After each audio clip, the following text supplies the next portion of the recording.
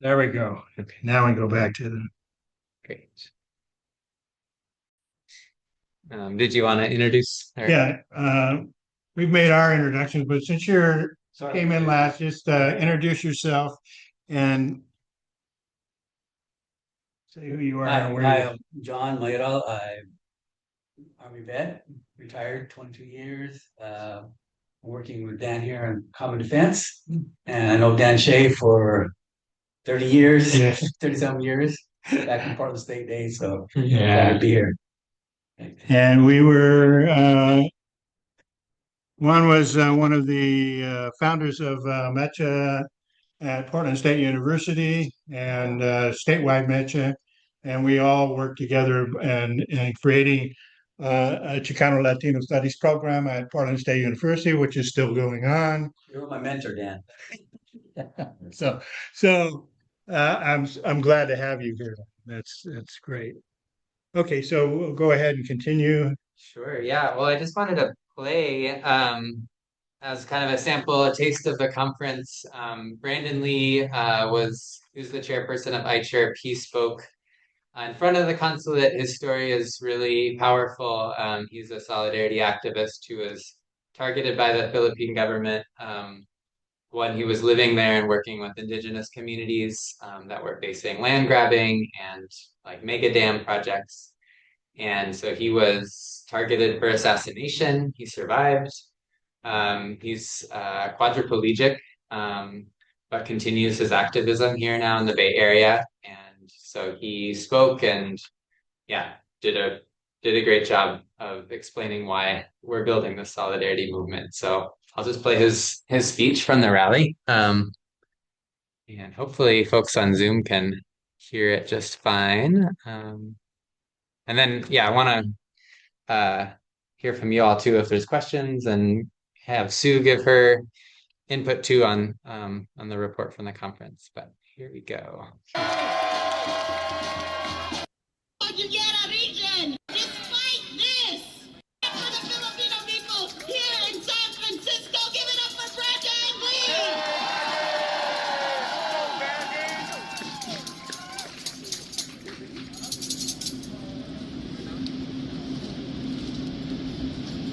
We're here outside the Philippine Consulate, where for years we have been demanding justice for the attack on my life and for the thousands of victims of US-backed counterinsurgency programs in the Philippines.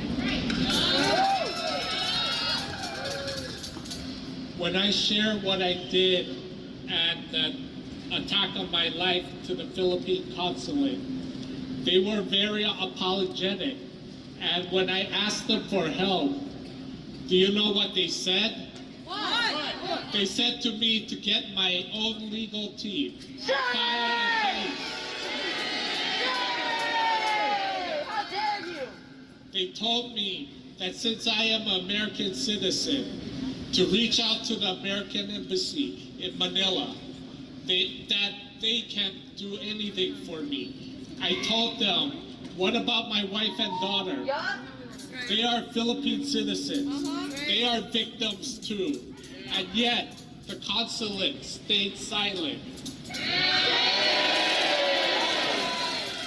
When I repeatedly asked the Consul General, Neil Ferrer, to condemn red tagging, he said that he could not, and that even on a personal and human level, he could not. We asked them to stop all levels of surveillance on us, and that it puts our lives in danger. He claims that there is no surveillance of any of us. But there have been instances of when leaving the embassy, there were ununiformed men surveilling us. I confronted one of them and asked them, why are they watching us? They said that they weren't and pretended to get into their car, owned by someone else. Coward! So why do the guards take photos of us? Why do the consular staff take videos of us? Is this their version of support? I asked for him to make a letter demanding my case in the Commission for Human Rights to be reopened and to meet with the ambassador to discuss red tagging. When I met with the Philippine Embassy staff last December 2024, they also could not denounce red tagging.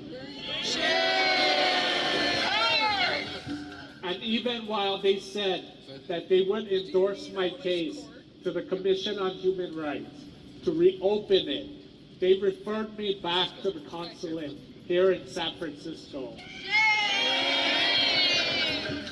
This past July 1st, I tried to deliver community letters written by broad environmental, labor, and church organizations demanding that the CHR reopen my case.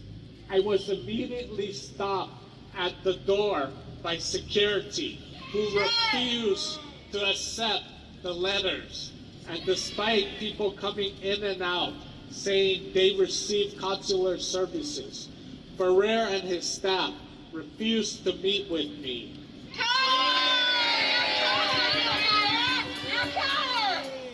So despite any sort of limited advance, despite the support of the community organizations and all the people calling for justice, the embassy, the consulate continue to stonewall us. My experience fits into a larger pattern of the U.S.-backed counterinsurgency program of the Philippine government, which systematically targets not just Filipinos, but also solidarity activists from across the world.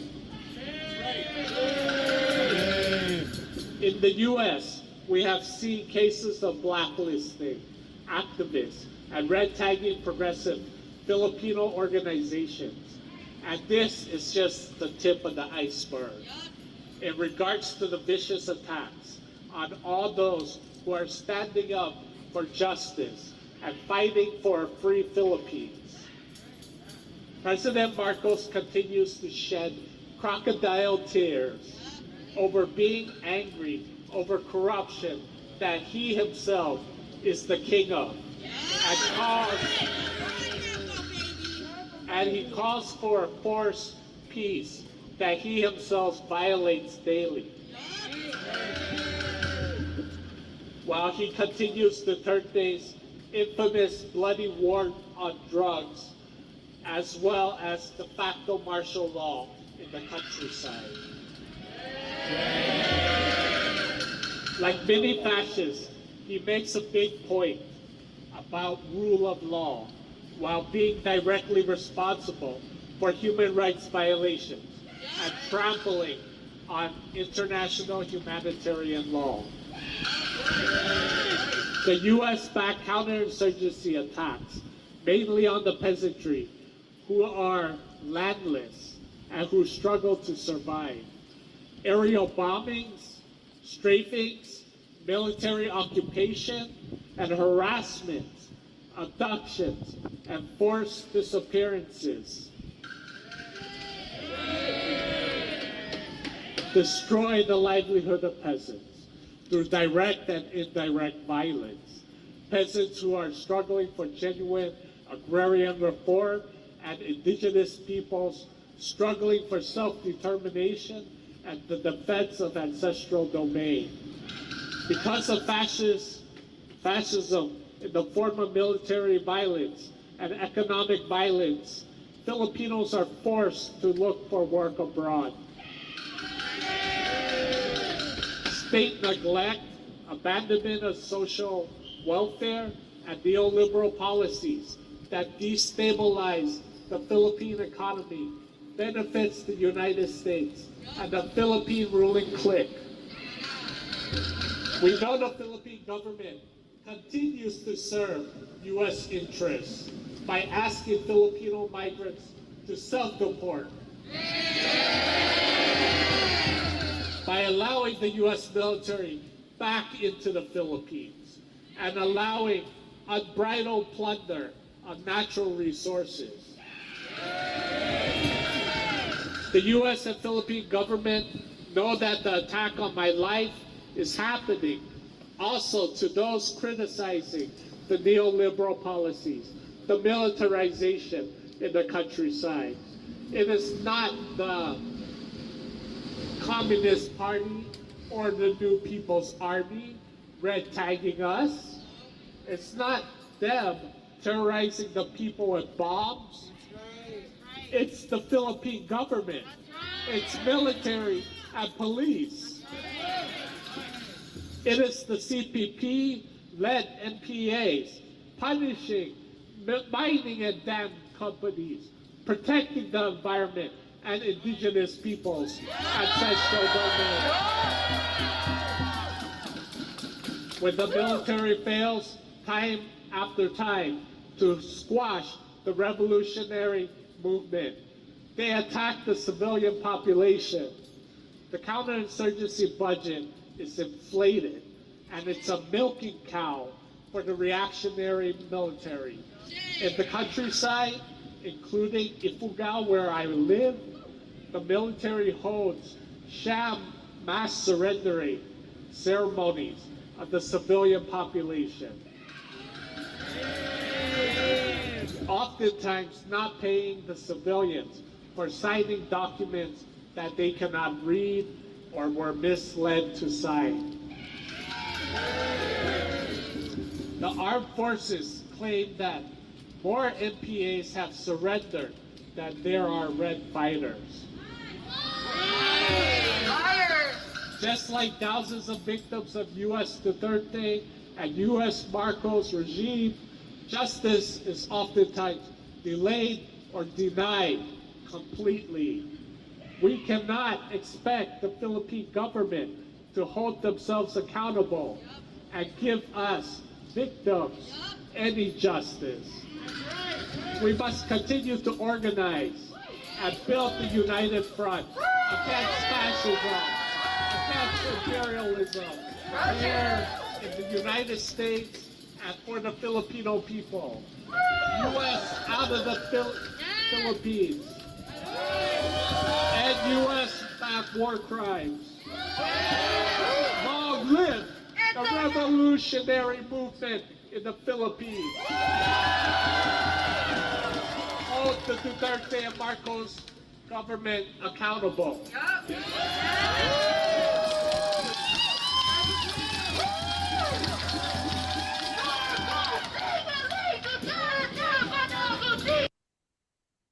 Okay, so that was a sample of what we got to witness and yeah, learn from and hear while we were in San Francisco. I know it was a little quiet for folks in the room, but any questions or additions from folks who were there or people who didn't get the chance to join us? Well, it's amazing while we were there. Of course, we're right in front of the consulate, Philippine consulate there, and people were coming in and out, and they're looking at us at the same time. And there were accusations. I mean, one of the things is one of the people who was I can't remember who it was. You might say the woman who was recalled for corruption in in a project that was supposed to help stop flooding.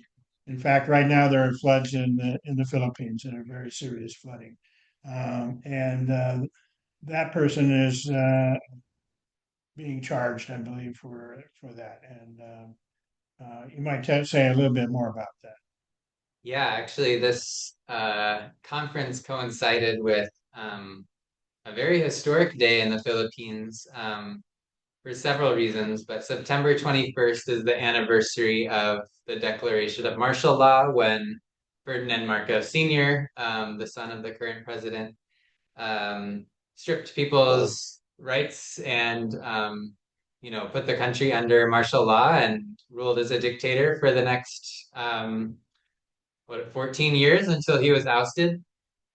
So every year there's mass protests to commemorate that anniversary. And this year in particular, this fall, the Philippines has been witnessing really devastating typhoons, which the climate crisis is making ever more worse. And on top of that, it is very clear now that all of these flood control projects that Marcos has been trying to, um, or has been funneling money towards to try to stop the flooding, and allegedly these flood control projects are just opportunities for corruption. So they're just opportunities for the government to give contracts out to their cronies and their friends and family. And most of these projects are never completed, or they're shoddy and they don't work. And so communities are being, having their towns flooded, their homes destroyed, their livelihoods. They can't go to work, they lose their livelihood. And so people are outraged. People are not okay with this. And it's billions of pesos of their tax dollars that are going down the drain. So there were 100,000 people in the streets in the Philippines on the 21st to condemn the corruption and the fascism.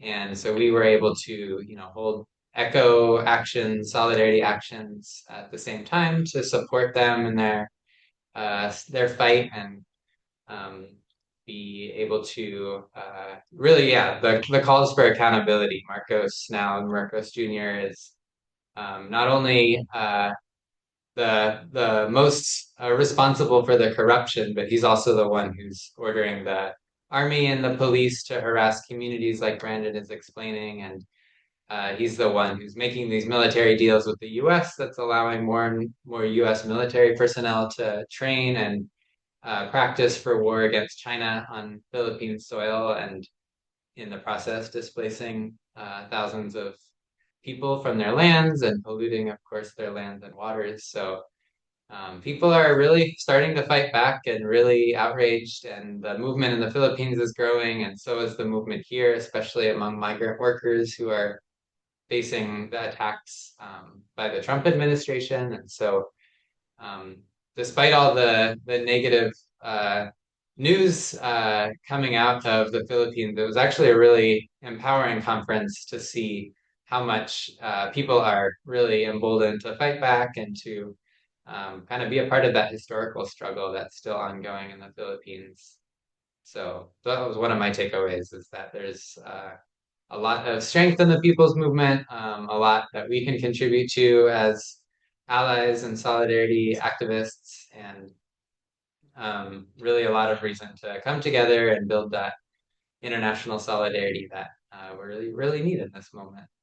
You might explain who Brandon Lee is exactly, and how he was targeted for assassination. Sure. Yeah, Brandon Lee's a Chinese American citizen. He actually, his organizing started in the anti-war movement during the 2003 Iraq War, and he later had the opportunity to go to the Philippines, and he was inspired by what he saw, really, you know, woke him up to the realities there, the fact that the majority of people are landless peasants, and are routinely denied their basic rights. And so he decided to live in the Philippines. He raised a family there. He spent his days working as a journalist and a paralegal with indigenous communities. And like he was saying, that made him subject to harassment and attacks,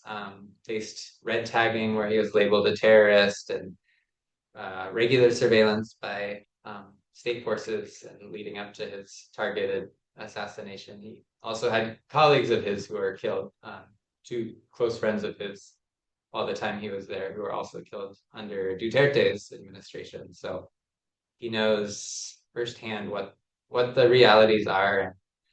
Actually, right now, too, we have 3 ICHRP members from Portland that are currently in the Philippines on a solidarity mission. And they're exposing these same things right now. They're actually there for a climate conference on climate imperialism and militarism across the Asia Pacific. And I don't know, Sue, if you want to speak to it, because several of the members are from KSO, from your organization. And I know there's been like reports coming out about what they're witnessing. If you wanted to share anything. Yeah, so there are a few members from KSO who are currently in the Philippines on um, that solidarity mission of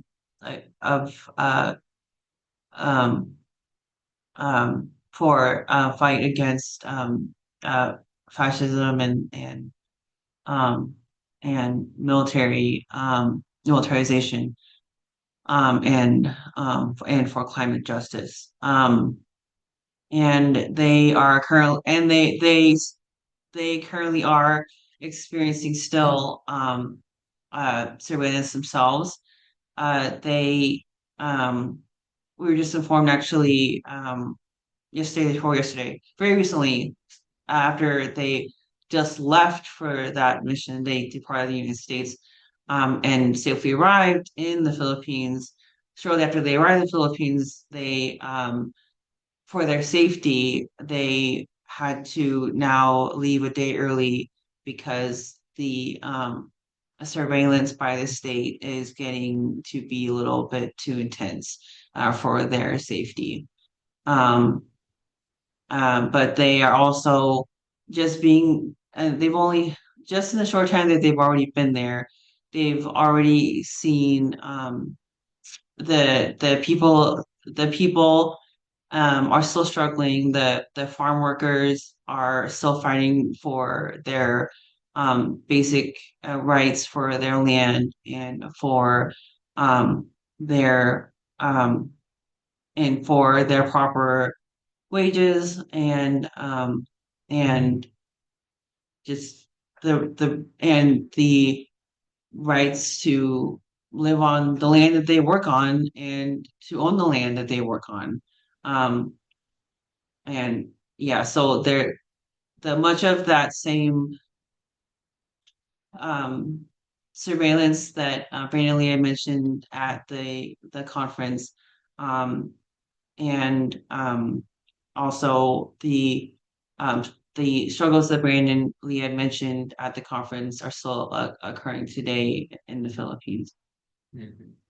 And then also another big takeaway from the conference that we got was that the fight for authentic and genuine human independence, autonomy, um, basic rights, including eating, living, shelter, those things you need to survive to live your life. Um, uh, that fight for those rights is truly multi-sectoral and a multi-sectoral and a collective fight where we all band together in that one and united in that cause. Thank you. Um, anybody here have any questions too? No? Do you guys have any questions online, Don or Harvey? No? Okay. Well, let me also just say, I mean, I was there May of last year, and when I was there of course, I served 9 months in the Philippines, so it was a return. It was a part of healing for me, but it was also, people wanted me there because I was in the military and I was in the Marine Corps in Subic Bay area, and basically I was out in the jungle. I wasn't in the cities, so I was basically in the jungle guarding ammo in Quonset huts throughout the jungle. Um, and But the one thing uh, that I learned while I was there, of course, was that you know the way the military behaves when it's in another country. It doesn't teach any of it. I was 19 years old and wasn't teaching any of us about the culture, about the people, the language. And Alongapo City was right next there. And it was basically a home of prostitution for veterans when they came home. uh, came in. Many sailors came in from through Subic Bay. It was a constant place where weapons were being shipped to Vietnam at that time. Going back was interesting because the bases actually in 1970, 71, they people voted for the military to leave, and they did leave eventually, but came back in a different way. But one of the things when I was there, when I went there last May, I was taken up to the area. I met with this guy Mendoza, who was a labor organizer, who actually Jimmy Mendoza, I believe was his name. He had been arrested for during that time as subversive. He was a labor organizer, and he was tortured. And then later he released and then captured again and then tortured again. When you met him, he's the most incredible, peaceful, gentle person. When I asked him why, how he got involved in his activism, he said he used to talk with the soldiers that were coming back from Vietnam, and they were GI resistors. They were resisting the war, and they inspired him, and that's how he got involved. For me, that was pretty incredible to learn the connection. So when we're talking about right now, when we're talking about martial law, the tax on immigrant people, we got to look at what's happening here right now in Portland.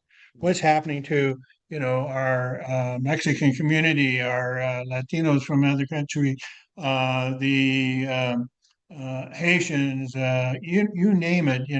Refugees that are being sent here. I was just in an argument with somebody that was on a VFP call for it was depleted uranium, and there was a guy who was more of a scientist who was saying, "Well, they're breaking the law." I says, it's hard not to become really angry and arguing about this stuff, but basically saying no. I mean, the people are fleeing for many different reasons to survive. They're trying to exist in this world, and they're illegal. They're not. It's not illegal to want to live. It's not illegal to want to put your feed your family. It's not illegal for corporations to cross borders, but people can't. And we need to. They create laws to make people criminals, but that's not what it is, and it's not. And the way they're treating people, when that happened under Obama, it happened under Biden, it happens under Trump first, and it continued to happen. And we need to stand up against that. As far as I'm concerned, there should be no borders. I believe that we are citizens of the world and that we should have human rights for everybody. And if people can cross back and forth, there's no reason for them to stay. You have a stable world. You're going to have better conditions for everybody, and that's what we need to have. We need to share information. We need to share technology. We need to share progress in many different ways. The problem is they don't want to share. They want to steal. They want to take over other people's property, and they want their minerals, and they want their labor, and they want their labor cheap. And how do you do that? You have dictators, you have military, and you have police that maintain a sort of slave, a wage slave kind of dictatorship, and that's what we're facing here right now when we're dealing with what's going on in this country, and we need to stand up. If you look at what's happening at the detainment center for immigrants right here in Portland, right off of McAdam, you're seeing people. What I love right now is seeing the video of people in frog costumes and deer and everything else right now as Chrissy Nome was up on the top of the detention center talking about these horrible terrorists, and people are just dancing and making fun of the whole thing. But Portland is doing well, and our governor is opposed to this, our mayor is opposed to this, and but they're calling us a terrorist nation. And Trump said he's against these sanctuary cities, and I was involved in the early days of helping create the sanctuary city here in Portland and sanctuary cities across the nation. So we need to continue to defend those and to get our mayors and our counselors and everybody to continue to work on that. That's the reason to pay attention to what we're doing. Philippines, there was more that was going on in that conference. We had a number of speakers. And you want to talk a little bit about those speakers? Well, I don't want to. I mean, there's so much to share, but I'd actually more prefer just to kind of hear what else y'all are doing and kind of where where our work can intersect. Obviously, as being a member of ICHRP, and of course, like the anti-war cause is so significant given the Philippines being such a key uh, part of the U.S. military um, empire around the world. So, um, yeah, I don't know if there's other parts you want to highlight. I think we could. Well, I mean, when you're talking about what's happening in the Philippines, I'm also, working on closed Guantanamo Bay, which they were sending some immigrants there to, if it wasn't going to El Salvador, going there, now Uganda or anywhere in the world, they can ship people. Well, if you do this to any human being, I mean, they're being sent to countries that they're not of their origin.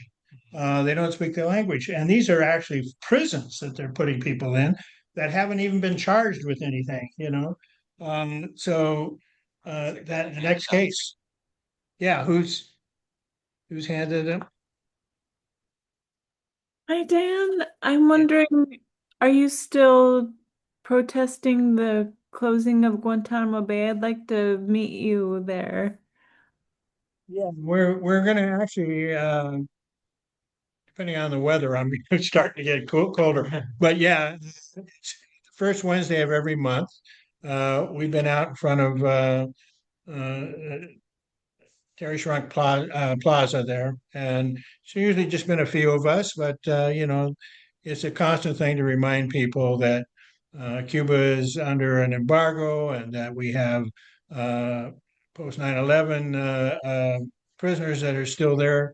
Many of them actually been set to be released years ago, but still are being held. And we also I'm hearing they're still sending some immigrant people there, but it's in sort of a uh, secret prison. They're not releasing any information. The people that have been there talked about how they were basically tortured. Some people committed suicide while they were there. So this, um, there's there's somebody that I've been working with who's doing this on a international basis, and that's Andy Worthington. Andy puts out a monthly issue. He's a journalist and a musician, and he has been working with the prisoners in Guantanamo for many, many years. And he keeps me updated on it. But he's working with Amnesty International. And so these protests that we're doing on the first Wednesday are actually international. So they're happening in countries and across the United States. And then he posts pictures of the various ones in different countries or different places, I should say. And so a lot of Veterans for Peace chapters are involved in that, and I'm proud to be a part of that. But I've been working, we kind of expanded it more. We had people from ICHRP at our last one. We also had people from Resist US-Led War. And we have people from the Portland State Cuba Action Committee, and there's going to be an event in the U.S. economic blockade of Cuba Saturday, October 25th at noon. Protest rally against the blockade will be at the um, Smith Memorial Union Farmers Market, and then after that, there's going to be a teach-in at 1:30 to 3 p.m. Um, in Smith Hall. You'll see the flyers, and I'll have more and more flyers as we go. Another event that's coming up too like I said earlier, is targeting doctors in Gaza, breaking the silence. Uh, um, it's a vigil for the murdered Palestinian healthcare workers, officiated Sumud, a doctor report on genocide and survival in Gaza, short film by Jan Hawken, and Dr. Travis Malin on his experience on Gaza summer of 2025. So, and host Nadia Hassan, Beaverton City Councilor. And Nadia is a good friend too. She's been using me a lot. So, I just had a conversation with her this morning because I am also put out the next thing we need to do with Veterans for Peace, of course, is looking at what our annual kinds of events that we do. And one of them is Armistice Day, Veterans Day, that VFP has reclaimed as Armistice Day. It goes back to World War I, when the end of the war, the armistice was signed. It was meant to be the end of all wars. And so that was I decided, I get our city council to declare Portland this year Armistice Day and to call for it. And so I sent it to a number of chapters within the Pacific Northwest, and some of them have picked it up and said they're going to present it themselves. Some were going to take this flyer to the No Kings event. But basically what it is I'm calling it Veterans for Peace PDX, Chapter 72, Portland, Oregon, Armistice Day Proclamation, November 11th, 2025. Whereas November was designated Armistice Day after World War I, a time not only to commemorate the end of the war to end all wars and honor veterans, but to do solemnly reflect on the horrific consequences of all wars. Whereas 40 million civilians and military personnel had been injured and died from combat wounds or war caused by famine and disease. Whereas the American and Europeans were so disgusted with the Gatling guns, the mustard gas, and the bayonets that they organized parades and vigils that celebrated the peace and reconciliation instead of war. Whereas Minnesota Frank Kellogg was awarded the Nobel Peace Prize in 1929 for his contribution to the Kellogg-Briand Pact, which called for the renunciation of war as an instrument of national policy. It's part of our VFP mission in our structure. Mission statement, excuse me. Congress even passed a law in 1938 making November 11th a national holiday dedicated to global peace.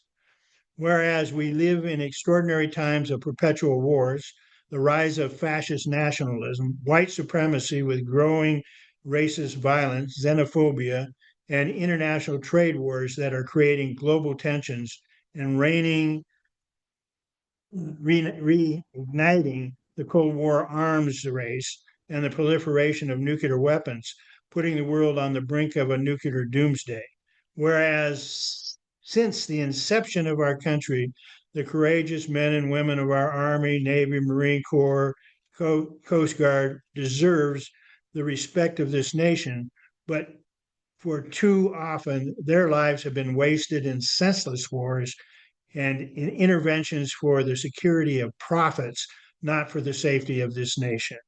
And whereas the war and climate change are interlocked as military aggression take human lives, lays waste to cities, agricultural lands, forests, destroying ecosystems, leaving surviving populations forced to seek refuge on foreign lands.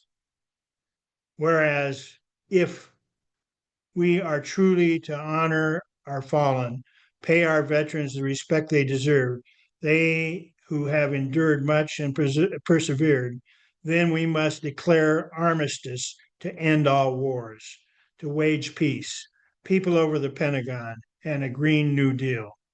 Therefore, we of Veterans for Peace, Chapter 72 of the City of Portland, Oregon, the City of Roses, do hereby proclaim November 11th, 2025 to be Armistice Day in Portland, Oregon, and encourage all residents to celebrate peace by divesting from war, arms to Israel, and to work for peace at home and peace abroad, and to uphold the values of justice and freedom and democracy for all.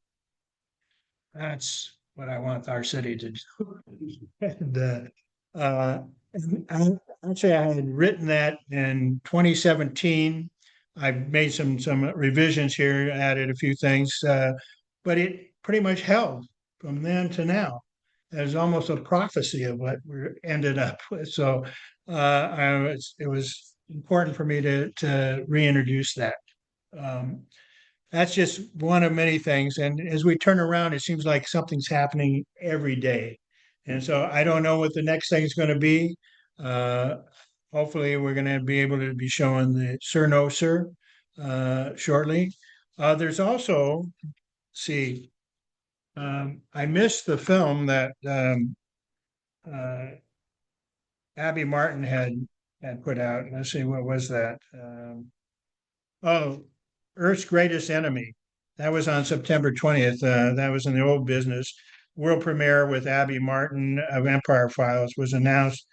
If anybody had attended that, I would love to hear from you. I don't know. I couldn't do it because I was in San Francisco. But I talked with Michael Preisner and who's also one of the co-directors, who said that they will be showing it again in Portland. I think he said, when is that going to be? In November, I believe. But I think it's in new business somewhere. I just don't see where I have it. I don't know if I wrote it down. Whatever, but we'll put that out there so that people can see the film when it comes out. I did buy tickets for it. I have those tickets available. I bought 5 tickets. I intend on going to it when it comes. And if anybody here wants a ticket, I can make sure that they get one.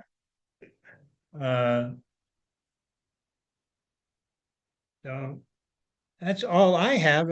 Any questions? Any more things you want to present? Well, actually, this is not specifically ICHRP related, but I think I mentioned it to you, Dan. It sounds like you might not be able to, but there is a International People's Tribunal being organized for the genocide in Gaza. Some of the organizations that we work with here, the International League of People's Struggles, which is another global alliance, is helping to convene this People's Tribunal. It'll be held in Barcelona, Spain, next month in November, to really put, of course, the Israeli government on trial and expose and document and put on very clear make a clear decision, the people's decision about what is being unfolding in Israel, and seeing that our institutions, our international bodies are not actually preventing this genocide. So it'll be an opportunity to express solidarity with the Palestinian people, to join organizations and activists from around the world to come together to hold the Israeli government and, of course, the U.S. government accountable for the genocide and the war crimes committed against the Palestinian people. So I have some information. I think you have some of it too. And there's going to be what's the date of that? I think it's mid-November. Mid-November. But there's a group from Portland that's hoping to go and is looking to see who else is interested to send. Imagine there'll be a large contingent of attorneys also. Yeah. November 22nd, 23rd. So So are they doing a fundraiser to help people go, or probably. I don't think they've gotten that far yet. yeah. Uh, but So if you're interested in going, you might want to tag in and get involved in that. And I'm sure we can work on trying to raise money for people, have some kind of event to raise money to help people go. yeah, and on that note too, I forgot to mention, but meant to start with the thank you for the contributions to ICHRP that y'all sent us. We were able to bring that and contribute that to the work of ICHRP-US in hosting the conference, and of course all of its other work in sending people to the Philippines for solidarity missions and continuing to campaign and raise awareness and host lobby days and so much else throughout the year. So that was really much appreciated. So yeah, wanted to express Thank you. appreciation for that. Thank you. Well, that seems to close up for tonight. If there's anybody wants to add anything else, you have any other events that are coming up you want to announce, speak up. Thank you so much for all your work. Thank you. Okay, folks, we'll adjourn the meeting, and I want to thank you for showing up. Looked like Emma left a little early. But Emma is really important. She also used to be a director at KBOO for a long period of time, so we have a lot of connections there. I imagine people from Jewish Voice for Peace will be going also to. Hope so. Yeah. I am a member of Jewish Voice for Peace also, so this is very important for these kinds of tribunals to take place. So thank you all, and I'll say good night. Have a good one.